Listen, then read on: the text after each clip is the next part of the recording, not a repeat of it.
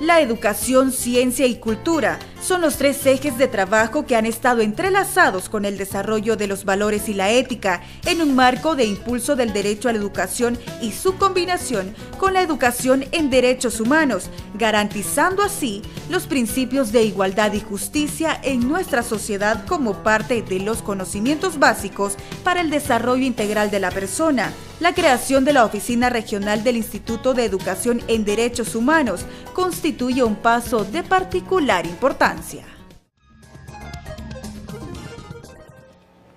Bueno, en este bloque voy a iniciar preguntándole, ¿cuántos países integran la Organización de Estados Iberoamericanos? 21 Estados miembros. 21 de pleno derecho, sí.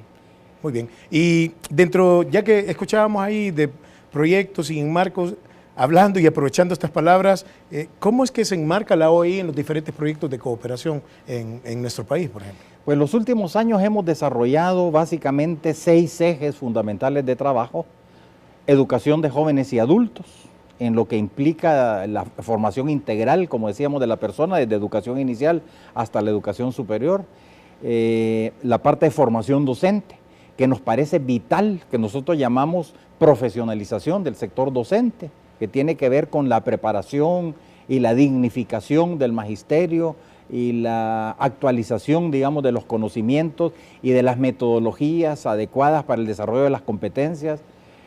El tercer eje, que tiene que ver con la educación tecnológica, digamos, o tecnología educativa, mejor dicho, para desarrollar todas las innovaciones y todos los avances tecnológicos que se dan en el proceso de aprendizaje.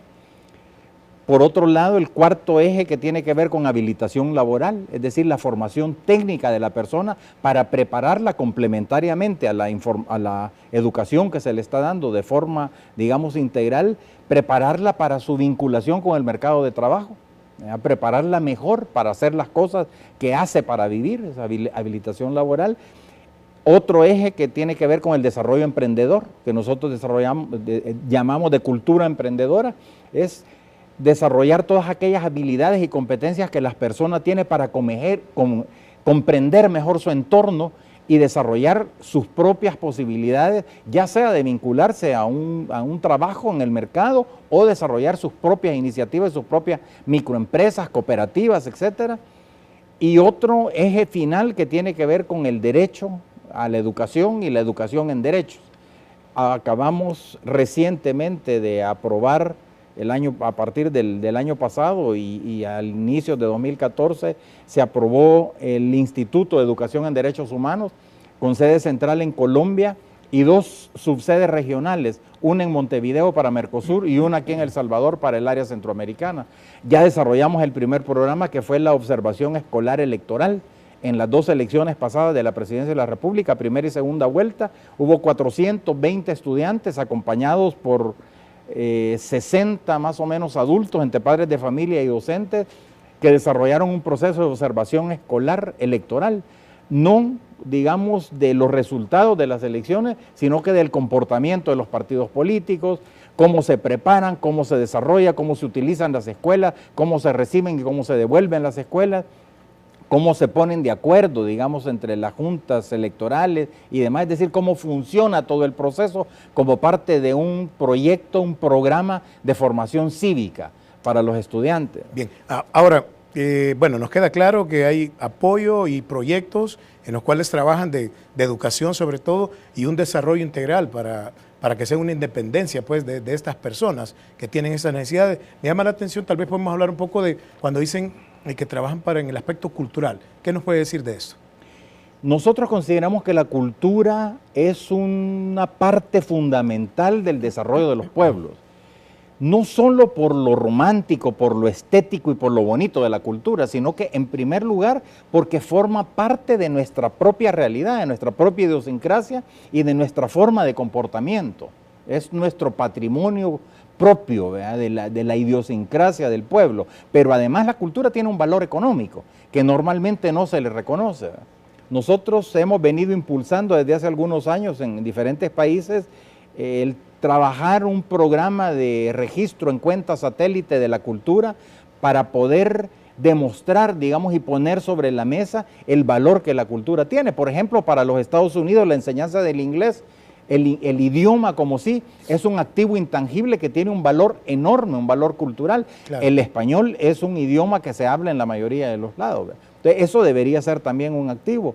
Las artes, la cultura, la música, la pintura, la danza, el teatro, sobre todo. Es la identidad, entonces. Exactamente, las expresiones culturales en su más amplia acepción son parte del desarrollo propio de la persona, de su sentir, de su ser, y por lo tanto nosotros consideramos que eso es parte del desarrollo integral de la persona. La educación debe conservar y debe impulsar el reconocimiento de la diversidad cultural como parte de su concepto educativo, digamos, integral para el desarrollo de la persona, de sus máximas capacidades y su posibilidad de desarrollarse en la sociedad y de ser una persona de bien para el beneficio y desarrollo de la sociedad. Claro, bueno, y me imagino que en Latinoamérica hay muchos casos parecidos, ¿no? Por supuesto. Tenemos muchos en común. Exactamente, hay mucha historia común en Iberoamérica, por eso cuando surgió el espacio, la Comunidad Iberoamericana de Naciones, con la primera cumbre en el año 91 en Guadalajara, México, se hablaba precisamente de eso, de que el espacio iberoamericano tiene raíces históricas y culturales comunes, ¿verdad? Muy parecidas, más que muchas otras regiones en el mundo. Por ejemplo, Europa, hemos visto el proceso de construcción de la Comunidad Económica Europea con diferentes idiomas, con diferentes monedas y con diferentes costumbres, etcétera, que han tenido que venir trabajando en todos esos aspectos para ir creando la Comunidad Económica Europea. La Comunidad Iberoamericana existe desde siempre. Yo le voy a contar una anécdota.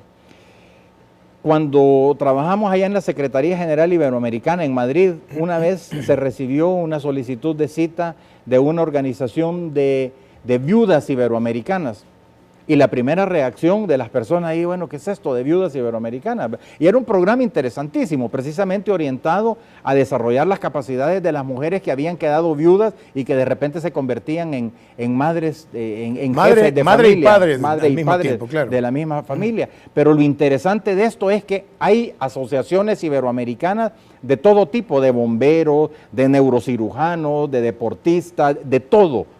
Porque la vivencia, la dinámica de la comunidad iberoamericana supera las instancias oficiales. Entonces, la creación de la Comunidad Iberoamericana de Naciones y el desarrollo de la Cumbre Iberoamericana, de la Conferencia Iberoamericana y del Sistema de Cooperación Iberoamericana, básicamente es un reflejo de la dinámica de la sociedad. Qué bien. Bueno, y a hacer la aclaración que iberoamericano, pues allá está en Europa, España y Portugal. ¿Verdad? Correcto. En los países miembros. Correcto. Bueno, vamos a hacer nuestra segunda pausa, amigos televidentes, en el programa y ya volvemos para el cierre. La OEI es un organismo internacional de carácter gubernamental, dedicado a la cooperación y asistencia técnica entre los países iberoamericanos en los campos de la educación, la formación técnico-profesional, la ciencia, la tecnología y la cultura. La OEI se constituyó en 1949, integrada por 21 Estados miembros de pleno derecho, que son todos los países iberoamericanos que conforman la Comunidad Iberoamericana de Naciones.